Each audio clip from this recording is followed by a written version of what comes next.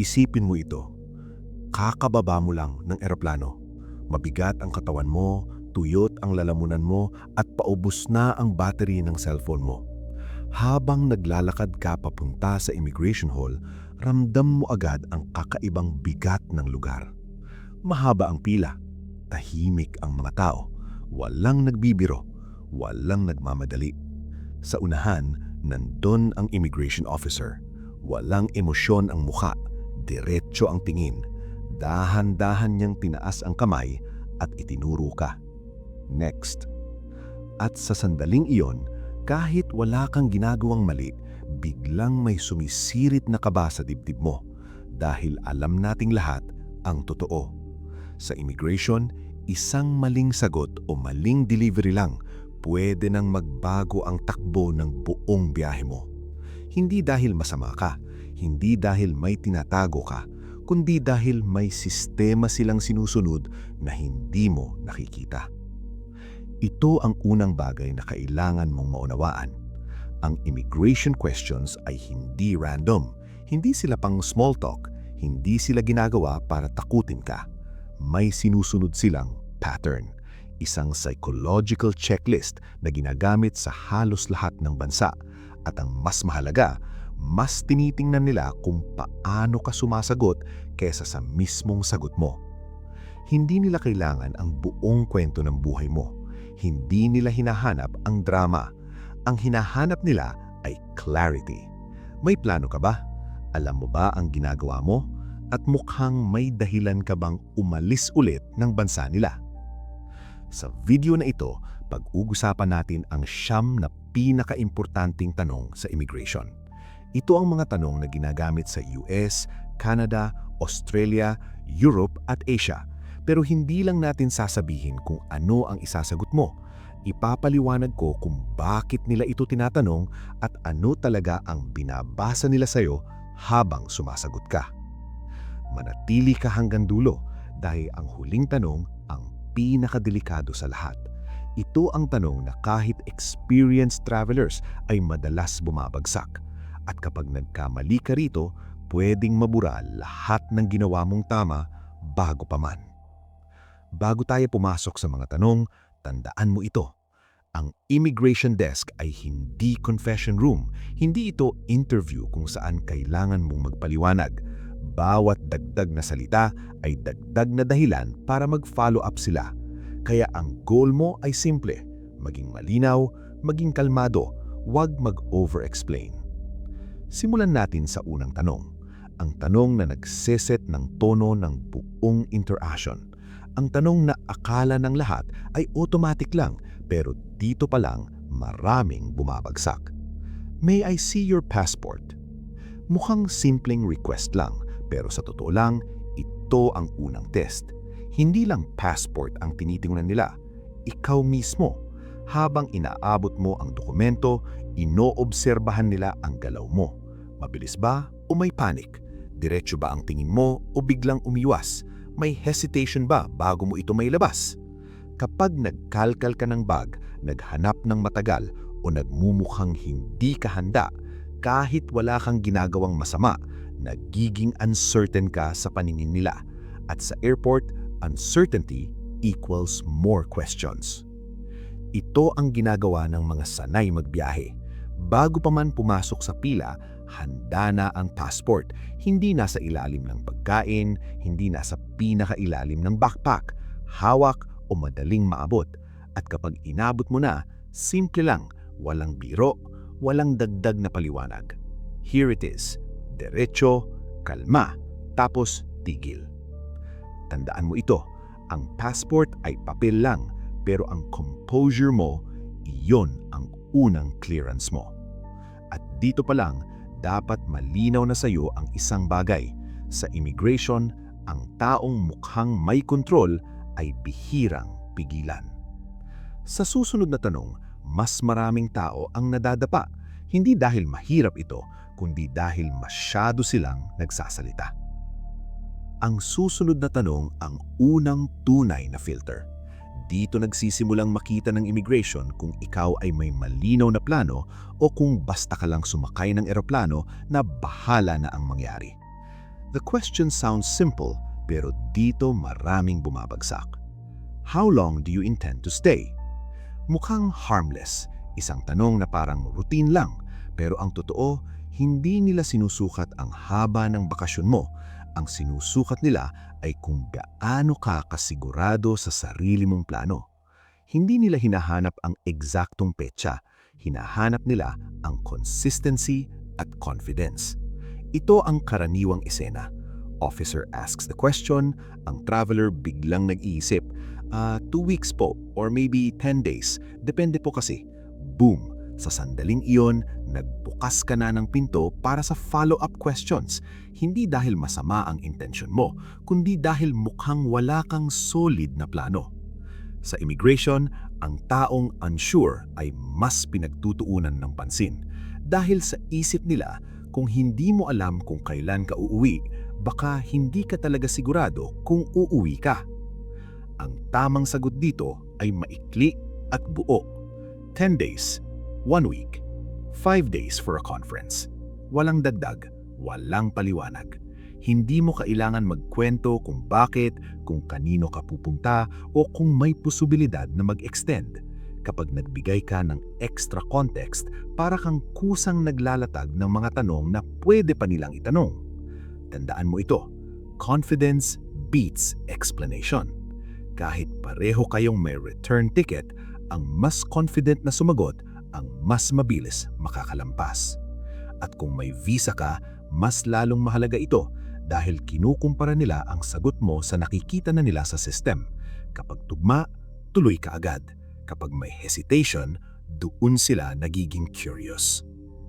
Pagkatapos nito, papasok tayo sa tanong ng madalas ginagawang mini-interrogation ng mga officer kapag mali ang delivery mo. Isang tanong na maraming traveler ang ginagawang mas komplikado kesa dapat. What is the purpose of your visit? Ito ang tanong na kayang tapusin sa 3 segundo o kayang humaba ng 5 minuto at halos lahat ng problema dito ay galing sa over-explanation. Sa isip ng officer, may profile ka na bago ka pa magsalita. Nakita na nila ang visa mo, nakita na nila ang flight mo, minsan pati accommodation mo. Ang ginagawa lang nila dito ay i-check kung tugma ang sagot mo sa data na hawak na nila. Pero ito ang ginagawa ng maraming nervous travelers. Imbes na diretsong sagot, nagiging storyteller sila. Vacation po, pero bibisita rin ako sa friend ko tapos baka mag-side trip kami. Business trip po, pero konti lang namang meeting tapos magsa-sightseeing din. Tourism lang po, pero wala pa akong exact plan. Sa bawat pero, mas lalo mong hinihila ang sarili mo papunta sa follow-up questions. Hindi dahil may mali, kundi dahil nagmumukha kang hindi sigurado. Ang perfect na sagot dito ay simple: vacation, business trip, conference, short course. Walang dagdag, walang qualifiers. Kapag kailangan nila ng details, sila ang magtatanong. Hindi ikaw ang mag-o-offer. Sa immigration, hindi sila naghahanap ng interesting story. Hinahanap nila ang clear purpose. Kapag malinaw ang purpose, malinaw din sa kanila na alam mo ang ginagawa mo. At kapag malinaw ka, mabilis silang lilipat sa susunod na tanong. Ang susunod na tanong ay mukhang casual, parang warm-up lang. Pero sa totoo lang, isa ito sa pinaka-strategic na tanong sa buong interview. Hindi dahil sa mismong sagot, kundi dahil sa reaction mo habang sumasagot. Are you traveling alone? Alam na nila ang sagot bago ka pa magsalita. Nakikita nila sa system kung sino ang kasabay mong nag-check-in, kung may pareho kang booking, kung may parehong itinerary. Kaya hindi ito information gathering, ito ay consistency test. Kapag sinabi mong yes, I'm traveling alone at tugma ito sa data nila, tuloy agad ang usapan. Pero kapag nag-hesitate ka, nagdagdag ng kwento o nag-explain ng hindi naman tinatanong, doon sila nagiging alerto. Ito ang karaniwang pagkakamali. Yes po, mag-isa ako pero may imimita ko dito. Tapos pupunta kami sa ibang city pero hindi ko kasama sa flight. Sa puntong iyon, kahit wala kang ginagawang mali, nagbukas ka ng pinto para sa follow-up questions. Hindi dahil masama ang intensyon mo, kundi dahil nagmumukha kang nag-a-adjust ng kwento habang nagsasalita. Ang tamang galaw ay simple. Kung solo ka, yes, I'm traveling alone. Tapos tigil. Kung may kasama ka, I'm traveling with my sister. I'm with a friend. Walang pangalan, walang backstory. Kapag kailangan nila ng detalye, sila ang magtatanong. Tandaan mo ito, mas kaunti ang salita, mas kaunti ang problema. Sa immigration, ang rambling ay madalas nababasa as nervousness at ang nervousness, kahit wala kang kasalanan, nagiging dahilan para mag-dig deeper sila. Ang susunod na tanong ay mas tahimik pero mas mabigat. Ito ang tanong na ginagamit nila para sukapin ang posibilidad ng overstaying. Do you have any family here? Mukha siyang friendly, parang small talk lang. Pero sa likod nito, sinusukat nila kung may emotional o practical na rason ka bang manatili ng mas matagal kaysa sa visa mo. Kung wala kang family sa bansang pinupuntahan mo, ang pinakaligtas na sagot ay diretsyo. No, I don't. Period. Hindi mo kailangang dagdagan ng paliwanag. Hindi mo kailangang patunayan na wala ka talagang kakilala. Ang sobrang paliwanag ay kadalasang senyales ng kaba. Kung may family ka, huwag kang magpanik. Hindi ito automatic na problema. Ang mahalaga ay kung paano mo ito sasabihin. Yes, my cousin lives here. Yes, my sister works in the city. Surface level lang, walang drama, walang buong family tree. Ang tinitignan nila dito ay hindi kung may kamag-anak ka. Ang tinitignan nila ay kung biglang nagbago ang energy mo habang sumasagot. Umiwas ka ba ng tingin? Tumigas ka ba ng balikat? Bumilis ba ang pagsasalita mo? Sa immigration, hindi lang salita ang binabasa nila, pati katawan mo. Kapag steady ka, kahit yes ang sagot mo, tuloy pa rin ang proseso. Ang susunod na tanong ay parang technical, pero dito maraming traveler ang nahuhulog sa totoong problema. Do you have anything to declare? Marami ang iniisip na ito lang ay formality lang. Mali. Ito ang isa sa mga tanong na may totoong consequence kapag nagkamali ka. Hindi dahil masama ka, kundi dahil hindi mo alam ang rules. Ang honesty dito ay hindi moral lesson. Ito ay survival tactic. Kapag sinabi mong wala, pero may makita silang item na dapat i-declare, kahit honest mistake, pwede itong mauwi sa fines, confiscation, at mahabang delay. Kung wala kang ide-declare, ang sagot mo ay simple. No, I don't. Kalmado, diretsyo, walang defensive tone. Kung meron kang ide-declare, mas mabuting sabihin agad, yes, I have some items to declare, at hayaan mo silang mag-guide sa'yo. Ang kabaliktaran ng iniisip ng marami ang totoo. Mas mabilis kang makakalabas kapag honest ka. Ang pagtatago ay mas matagal, mas mahal at mas stressful. Sa puntong ito, 6 na tanong na ang dinaanan mo. Kung kalmado at consistent ka, halos tapos ka na. Pero may 2 tanong pa na madalas binabaliwala ng mga traveler at isa sa mga iyon ang pinakamadalas mag-cause ng biglang hinto sa counter. At ang pinakahuling tanong, iyon ang dahilan kung bakit sinabi kong manatili ka hanggang dulo. Papasok na tayo sa huling 2 tanong. Dito nagkakamali ang maraming travelers dahil akala nila tapos na ang laban. Sa puntong ito, relax na sila, kampante na at dun sila biglang nadadapa. Where will you be staying? Mukha siyang simpleng tanong, parang impormasyon lang tungkol sa hotel. Pero sa totoo lang, ito ay certainty check. Ang hinahanap ng immigration dito ay hindi kung maganda ang tutuluyan mo, kundi kung alam mo ba talaga kung saan ka pupunta. Ang traveler na may malinaw na sagot ay mukhang may plano. Ang traveler na nag-iisip pa habang sumasagot ay mukhang nag-iimbento ng kwento on the spot. Ito ang maling delivery. Somewhere near downtown. I think it's a hotel. Hindi ko maalala ang pangalan. Kahit totoo yan, sa pandinig ng officer, parang kulang ang preparation mo. At kapag kulang ang preparation, nagiging curious sila. Ang tamang sagot ay diretsyo. I'll be staying at the Pacific Hotel in Manhattan. I'm staying with my cousin in Toronto. Hindi mo kailangan ng buong address, malib na lang kung hingi nila. Ang mahalaga ay malinaw sa tono mo na may pupuntahan ka at alam mo kung saan iyon. Tandaan mo ito, sa immigration, ang certainty ay credibility.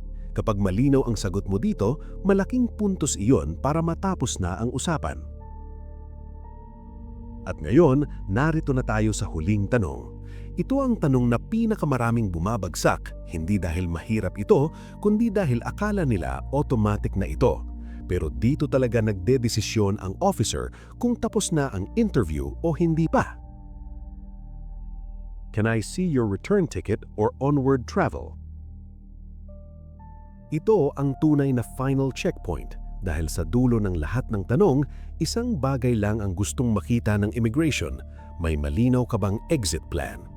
Kapag tinanong ka nito at bigla kang nagkalkal ng bag, naghanap ng phone na low battery o nagbukas ng email habang kinakabahan, kahit may ticket ka naman, nagmumukha kang hindi sigurado sa sarili mong biyahe.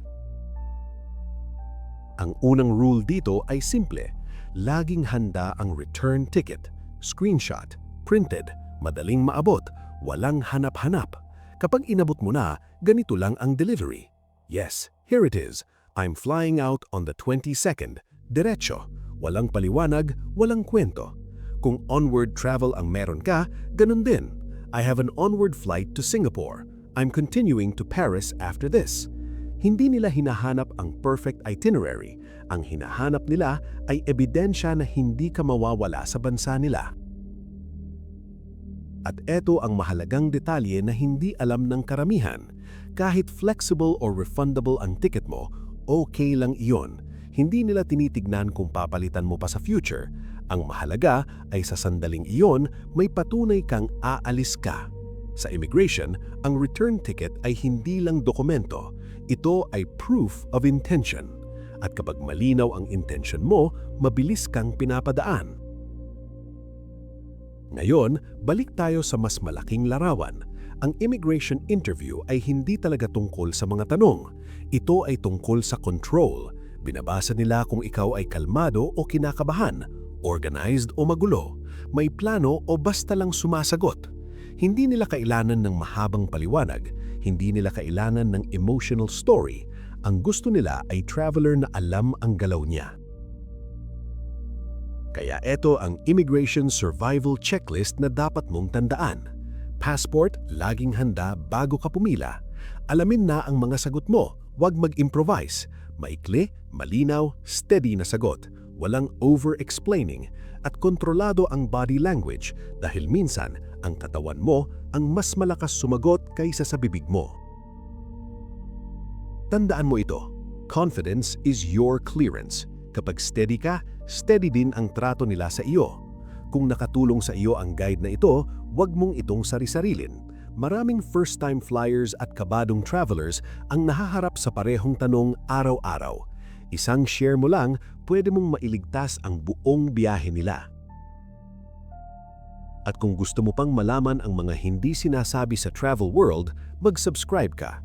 Sa susunod na video, pag-uusapan natin kung ano talaga ang nangyayari kapag sinabi nilang you've been randomly selected for secondary screening. Hindi ito katulad ng nasa pelikula. May mga sistema, may mga galaw at may mga dapat kang malaman bago ka patawagin. Travel safe, travel smart. At tandaan mo, sa immigration, ang pinakatahimik na tao ang kadalasang pinakamabilis makalampas.